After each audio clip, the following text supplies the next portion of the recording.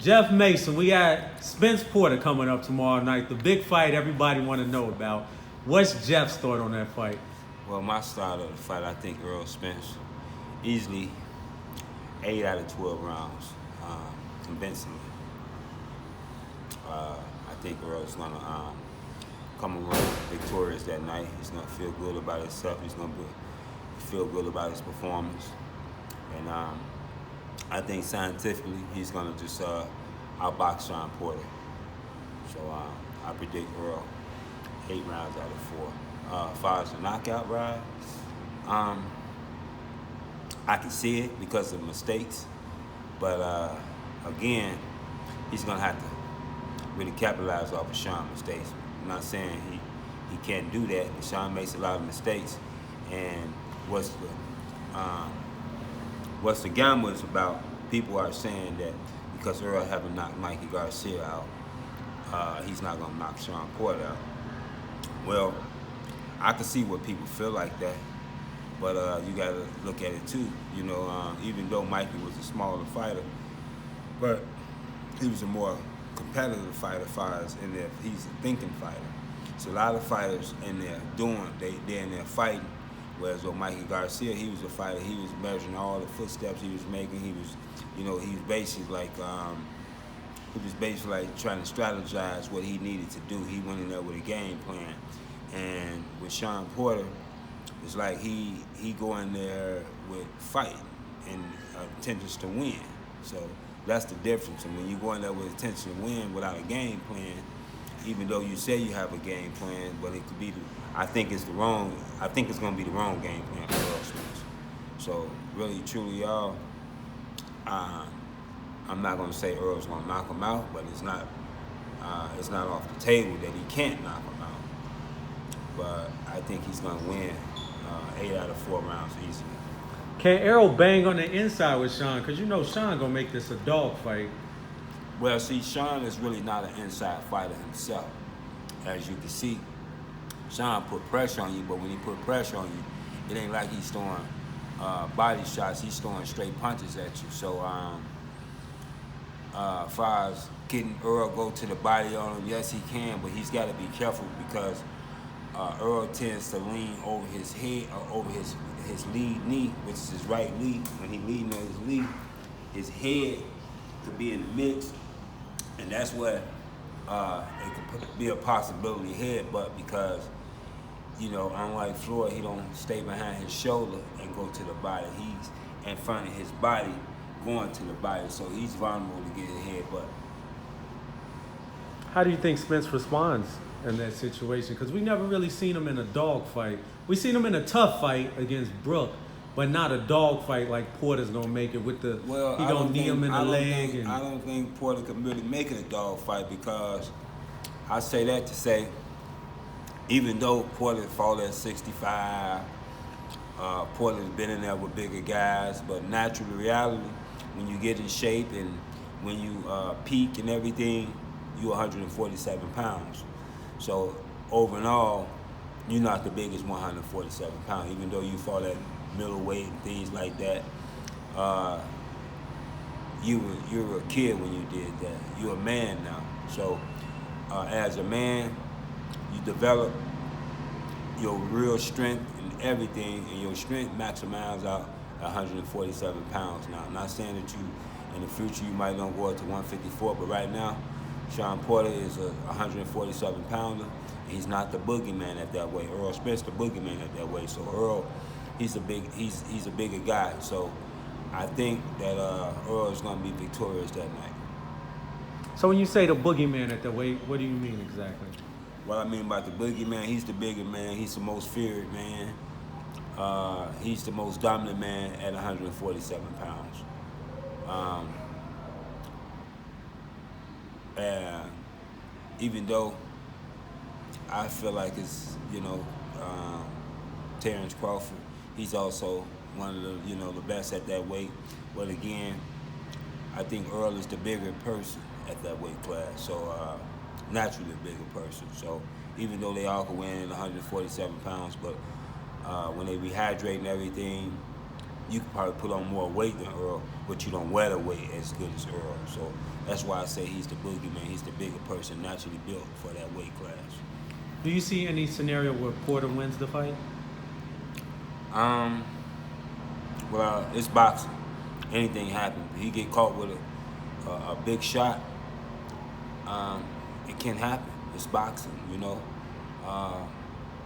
Anybody can get hit with anything, you know. And not saying that Earl can't get hit by Sean. I'm not saying that Sean can't catch him and knock him out. So yes, it can happen. So you're saying, but Sean needs a lucky punch to win. Well, any punch that hurt a person would say, like for instance, Andy Ruiz, they said that was a lucky punch. That was a punch that he threw. Well, I don't know. Did he? I mean, if he that lucky, I want to ask him what's the lottery number tonight. So you know, I don't know about the luck. I just want to say that skills paid the bills that night. So when it comes down to the winner of Spence Porter, everybody wants to see the winner of that fight Crawford. Which one matches up better against Crawford and why?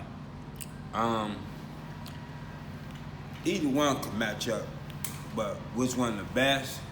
Well, the best is the one who's the most victorious one. That's who's going to be the best that's going to match up with him. The winner, each one of them. That's going to be the best fight because that's who everybody wants to see. The winner of this fight to unify the division. Just like, let's say if Sean Porter become victorious that night, and he's the unified champion, and he's willing to go at Earl next. That'd be an interesting fight because I never saw Crawford being there with a guy at a latitude like Sean Porter that's in there bullying him and fight the way Sean fights. Sean fights with a lot of force, and truly and all, we never saw Terrence Crawford with a lot of force put on him at 147 pounds. And then here it is, we got Errol Spence, which is a bigger fighter. And Errol Spence, he can put a lot of pressure on him. Also, he can box. Not saying Sean can't box, but I like Earl's IQ as far as boxing ability is better than I like Sean's. So I say I'm really looking forward to seeing the Errol Spence and Terrence Crawford fight after this. Do you think it'll happen? It's possible because I think right now the promoters are starting to listen to the fans because, you know, the fans is the one who's going to pay for the fights. The fans is the one who's going to make the fights. So the fans should have their opinion. I think the promoters are now starting to listen to what the fans say and how the fans feel and like who the fans want to see compete. So possibility it could happen in the middle of 2020. And where does Ugas fit in this mix? Because he gave Porter a really tough fight his last fight. He's a bigger guy, good boxing skills.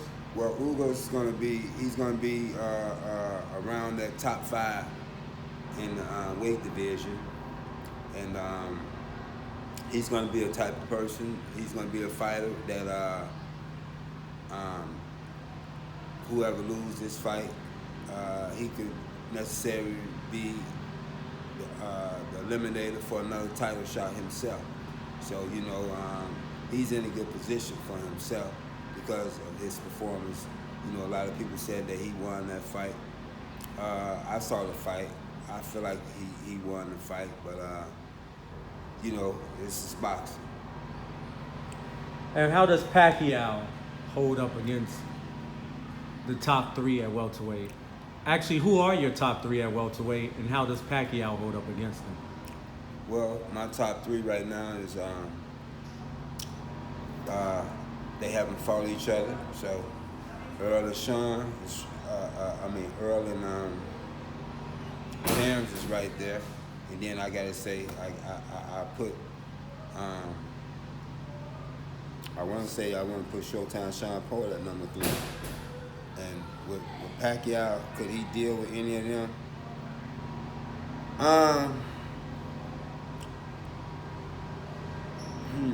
That's a tough one for him. If he do deal with any one of them, I would love, because I'm a big, major fan of Pacquiao.